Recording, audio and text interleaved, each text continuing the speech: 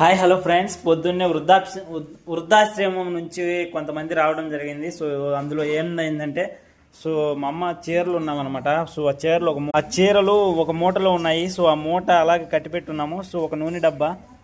So ఇవి వృద్ధాశ్రమానికి ఇద్దాం అనుకుంటున్నాము. ఓకే ఫ్రెండ్స్, ఇదిగోండి మా అమ్మ చీరలు అన్ని తీసి పెడుతుంది. సో వృద్ధులకు ఇవ్వాలని.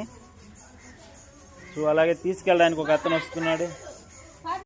ఫ్రెండ్స్ బెల్లం కూడా ఇస్తున్నాను ఫ్రెండ్స్ బియ్యం కూడా పెడుతున్నాం ఫ్రెండ్స్.